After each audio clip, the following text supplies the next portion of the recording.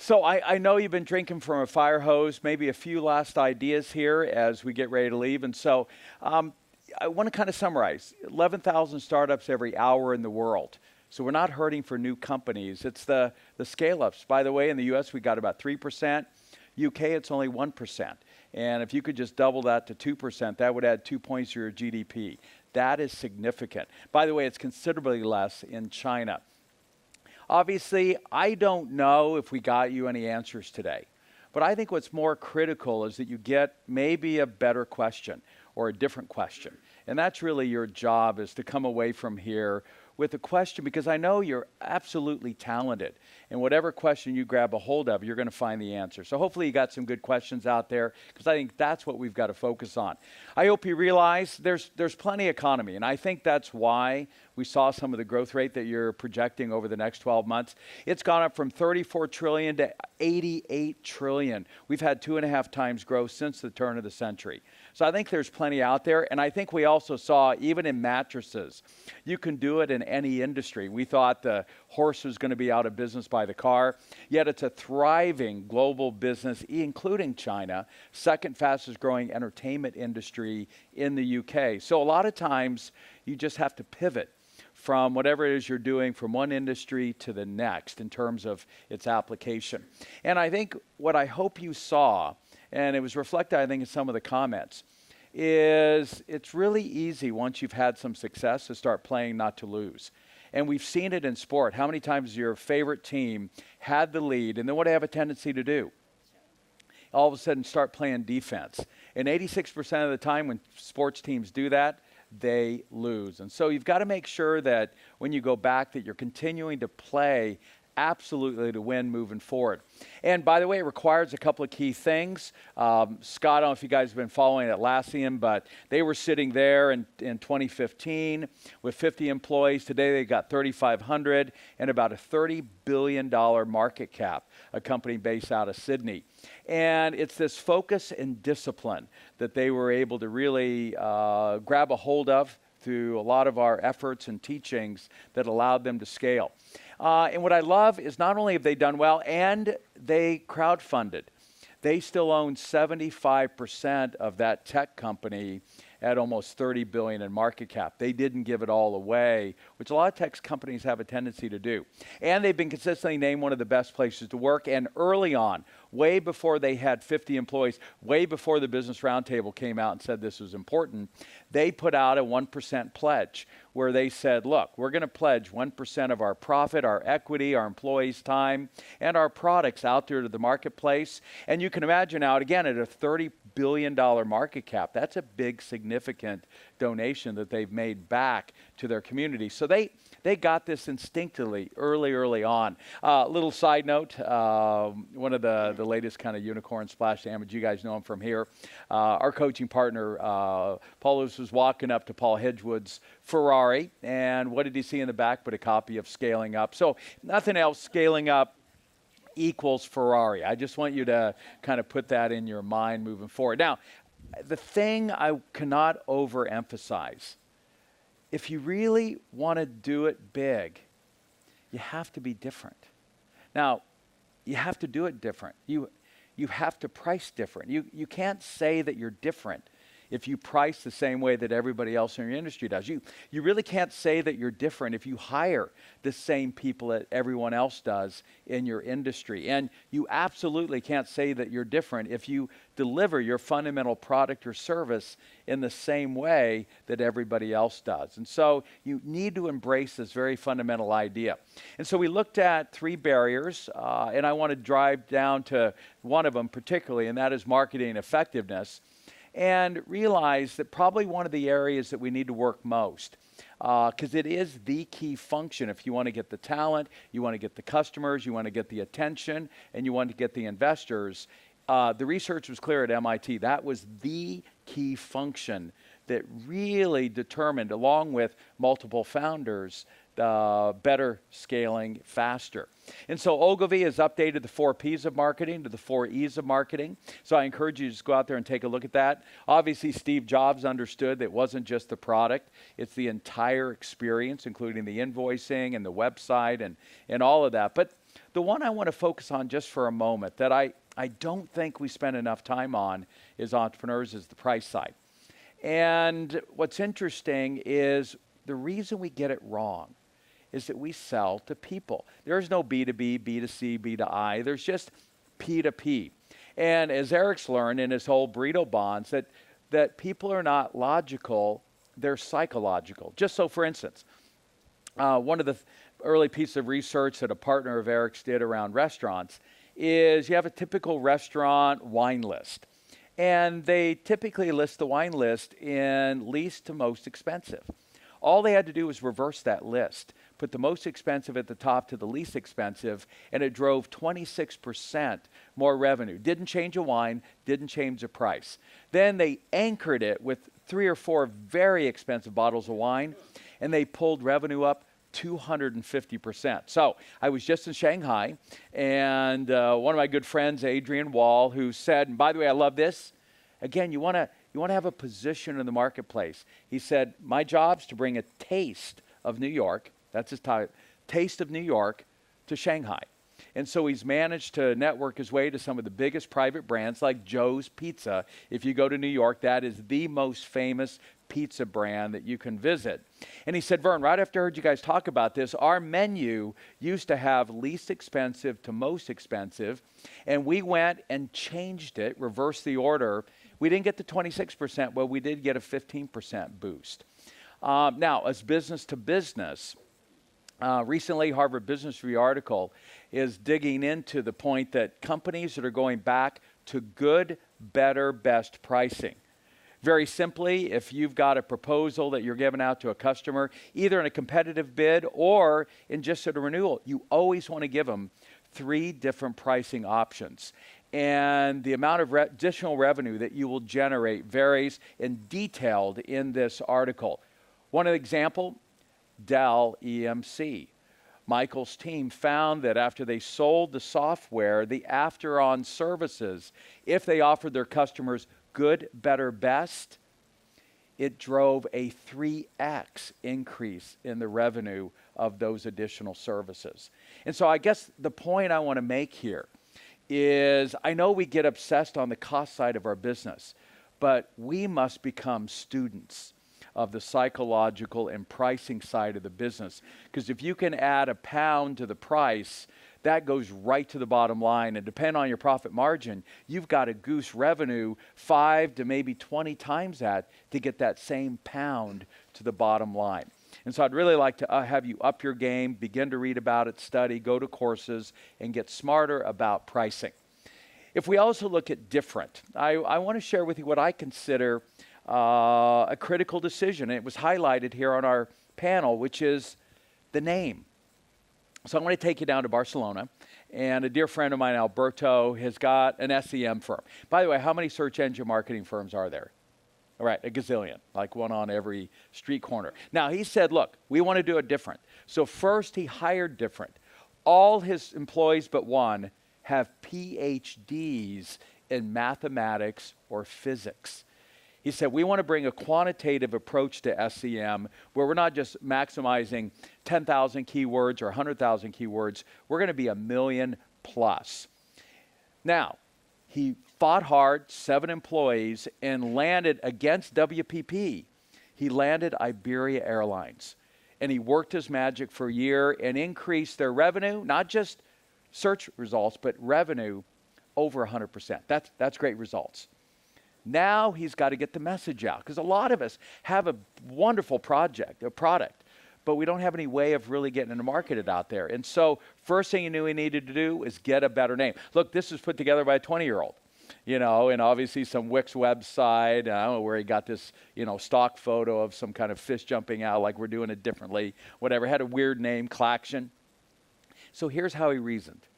We want to be seen as the luxury brand. I loved, in fact, how Clive thought through really consciously the name, how Angela, I was talking to her, really thought through about the brands, this dream cloud of her new mattress that she's got. Even the Chilango, that was not the original name that Eric had of the restaurant. He was bold enough to realize that wasn't going to work, and so he pivoted the name. And so they said, look, we'd like to be seen as the luxury brand of SEM. And so we reasoned, all right, what do all luxury brands have in common? Right? Am I right, Eric? It had a different name before you guys did the Shalango. Mucho Mas. And so he said, all right, all luxury brands seem to have two proper names. Mercedes-Benz, Moet Hennessy, even Häagen-Dazs, which were absolutely two made-up names to sound sophisticated that were put together because we want to be the luxury brand. So he said, all right, we hire different. That's mathematicians and physicists. And so let's pick two of the biggest names in that field, and let's call this company Gauss and Neumann. Notice also black and white, which usually connotes luxury versus four-color.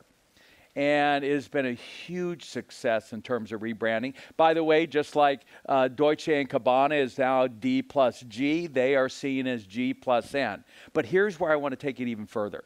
How many of you are in the service business? I do want to see how many service companies. Yeah, it's usually the bulk of our audience.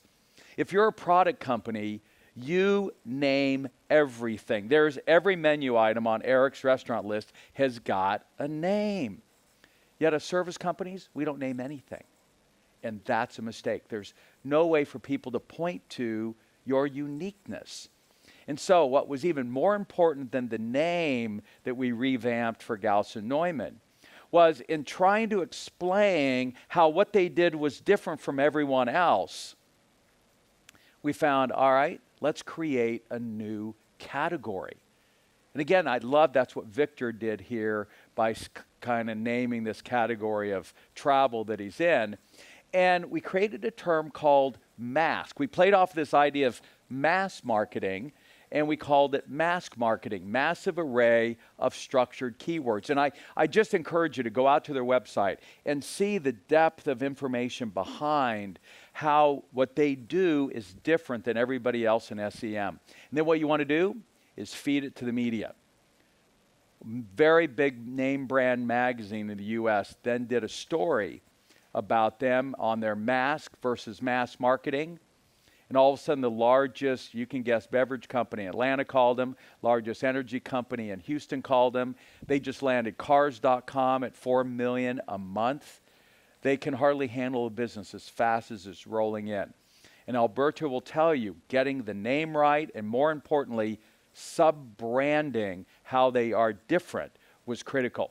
If we look at Rackspace, one of our coaching partners, Dom here in the UK, was responsible for scaling up Rackspace in the UK. And a book just came out this year by Lanham Napier, one of the two guys, along with Graham Weston, that scaled it. They sold it for $7 billion. They'll tell you the single most important decision, it's listed in the book, they made was saying, all right, here's how we're going to do it different. We're going to be uptime. That's what everybody would want. And by the way, the research is clear. You want to convince somebody to buy your product or service, you give them 3 reasons. 3 trumps 2 or 4 or a list of 10. And so they said, all right, number 1, uptime. And they measured it, 99.999. They were essentially 100%. But if there was a problem, number 2, we will answer the phone, not in 2 rings, not in 4 rings, in 3 rings. Or there were red lights in the call center that would start to spin, and somebody had to go grab it.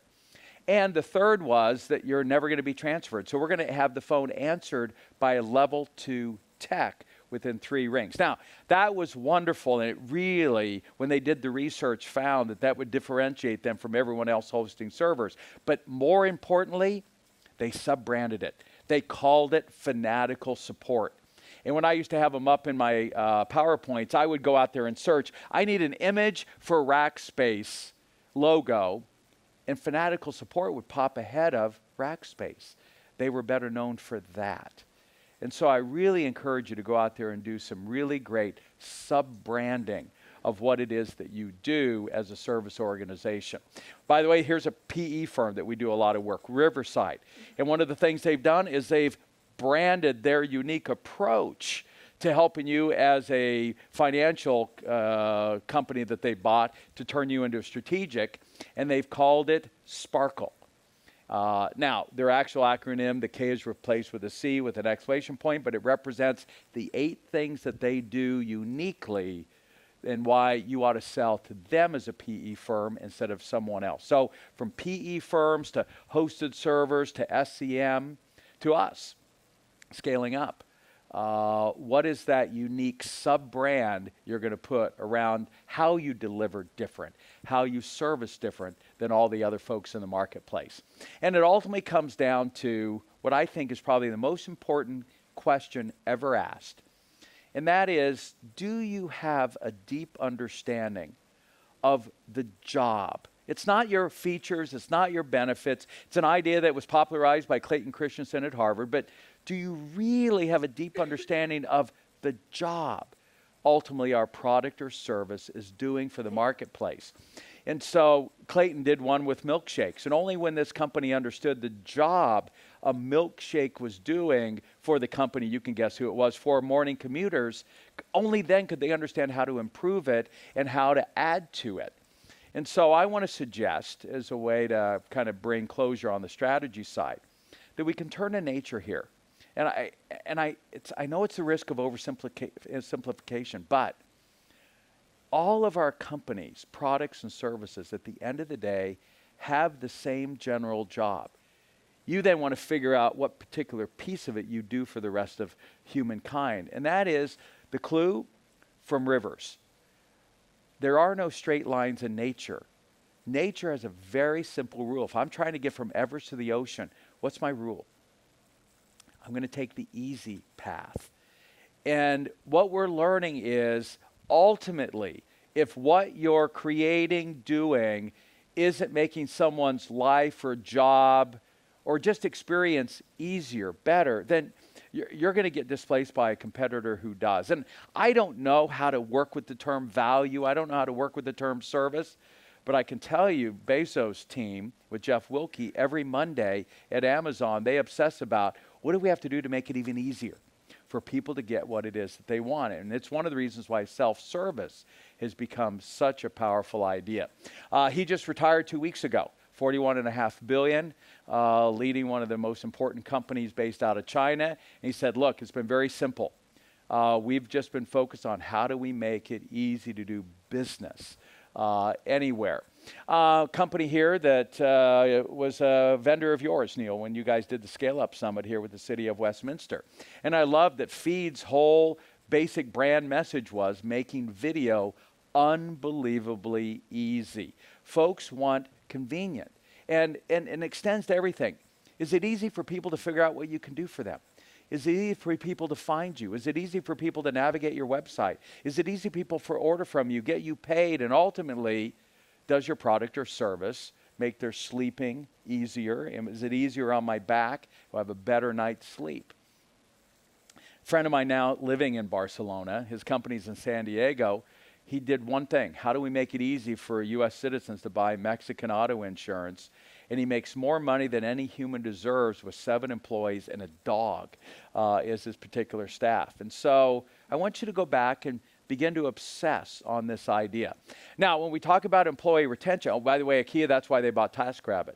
They recognize that the aging of the population, how do we make it easier for them to get the furniture and get it home and get it assembled? Now, what's not easy is the people side. All day, you've been voting on talent and people and issues. And the reality is, with all of the leadership books that have been written every year for the last 50 years, the Gallup poll engagement results have not moved 1%. It makes me think we've been teaching you all the wrong things. And so, again, at the risk of oversimplifying it, I think you can really throw out most of what leadership has to do and substitute with, if the job of your product or service is to make someone else's life easy, what's your job as the leader? To make the jobs and lives of your employees easier.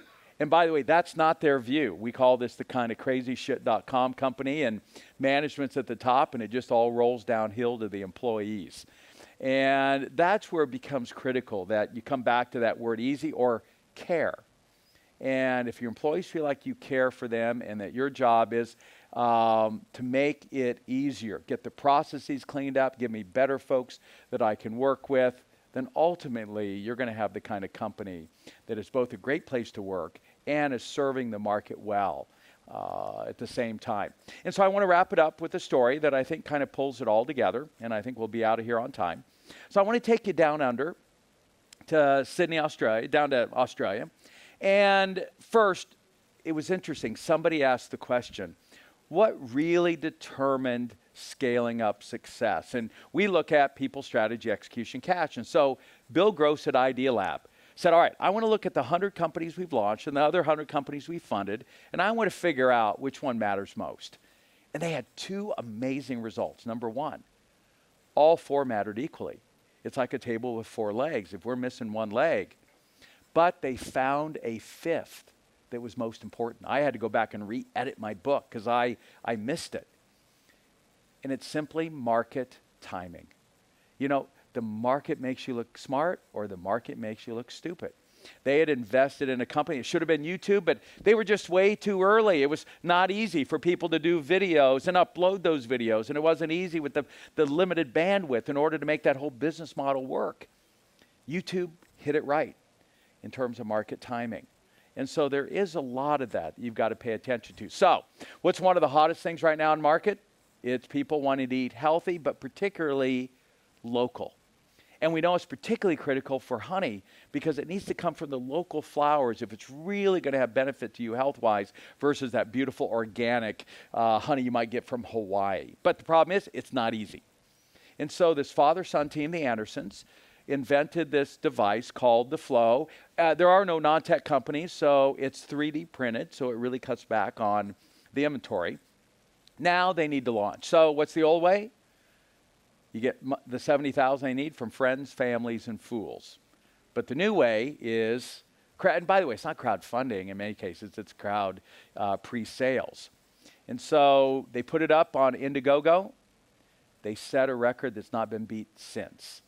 In the first 15 minutes, they pre-sold $250,000 worth of product. They hit their first million in 3 hours. They qualified to membership in EO. They then doubled revenue in the next 11 hours. Normally, it takes longer than a half day to do that. And when the dust settled, 30 days later, they had pre-sold over $12 million worth of this product to 36,000 people. This is a global company with over $10 million in revenue in 30 days. And by the way, I loved their elevator pitch.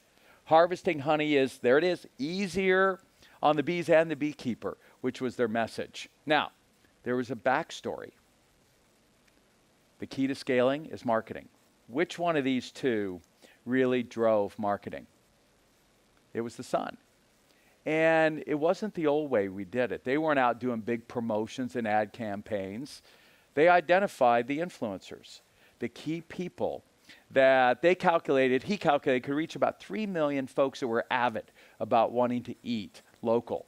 And then he just began nurturing those relationships. Hey, we're going to launch in 6 months, 3 months, next month, next week, tomorrow, next hour. And that drove those first few million. He continued to nurture the relationships along the way with the traditional press. When this thing started to spin out of control, he let them know. The Australia press picked it up. Ultimately, CNN and many other major publications did the heavy lifting for him. And at the end of the day, what were the total marketing costs to drive that $12 million in revenue? 0. And that's how it's done. Now, by the way, they have delivered on all of these. They have the Flow 2. And what's interesting is in 2015, Elon Musk won the Global Innovation Award for his Tesla. In 2016, the Andersons won the Global Innovation Award for their Flow. And so I think that's kind of how it's done moving forward. So hopefully some quick ideas there. I hope you go back and figure on how to make things easy for your customers and your employees. It's always about them. That you go back and figure out ways to utilize the real influencers you've got in the marketplace. Get focused around processes we've talked about so you can get that 4X bump out there, because right now talent is unbelievably difficult to get a hold of. And you've got to maintain this right mindset. You've got to continue to play to win as you go out there in the marketplace.